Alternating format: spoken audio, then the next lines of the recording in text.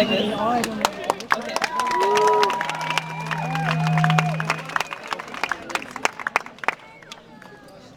This is the best opening I could have hoped for. So many ways. Okay, so by a round of applause, how many of you have ever been to a foreign country before? Yeah. Has been to a foreign country. That's okay. So, you know when you go to a foreign country, you don't exactly know what all the cultural rules are. It's a little bit difficult to figure out what you have to do. You make a lot of mistakes when you first come to a new country. Like, let's say you go to Spain, and you show up to dinner on time, and you find out that you won't be eating until midnight. Or you come to a dinner in America, and you show up 15 minutes late, and you find out that they're already done eating. Or you go to a Swedish meal and you eat the last potato. So I was curious, what kind of secret cultural rules do we have in America? So I looked online and I found this one great website that has lots of advice. Can you hear me?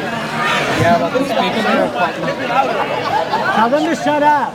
Melly, wir müssen mal eben mit der Soundperson da sprechen. Ja. Kannst du eben eine Gitarre? Ja, einfach nicht fallen lassen. Maybe if you all stare at them evilly, then they'll be quiet. I'm glaring at you now. All right, well, so anyway, I'm American, and so it's hard for me to know what kind of secret cultural rules we might have. So I looked online, and I found this really great website. It's foreigners telling other foreigners what they can do in America. So I'm getting some signs from the audience. Louder. Okay. Oh, sir. Okay. I will speak up. Thank you. So I was looking at this website that gave me some tips about what to do in America for foreigners. Now I'm going to read a few of them for you here. And when I'm reading them, I want you to remember, just keep in mind, the person who felt like this was so important to share with the rest of the world. The poor guy who learned this the hard way. Okay, I'm going to start here. I'm going to read one for you. The first one was, "See you later is just an expression.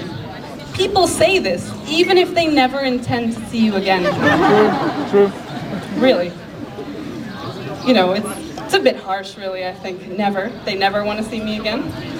Why are you lying to me? I need to know an exact time. Well, I will be seeing you later. But, I mean, come on, think of the poor guy who learned this the hard way. He's a foreigner, it's his first time in America, and he's sitting alone in his hotel room just waiting for a week for the taxi driver to call him. I said, "Thanks for the ride," and he said, "See you later." When? When will I see you later? It's very sad, I think. You gotta know when it's over. It's like at the end of a date when someone's like, "Yeah, no, we should do this again sometime." It's not gonna happen. That's it. Or if someone says to you at the end of a date, "I think it's time you knew. I'm Batman." You won't be seeing that person again. I think that's over. But I too have a hard time judging social interactions.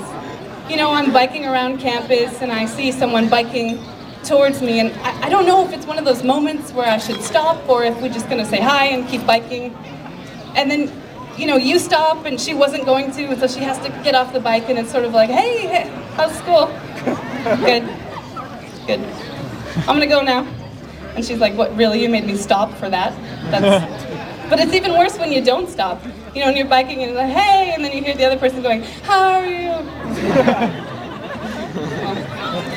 Okay, I'm gonna read another one of you. This is other tip.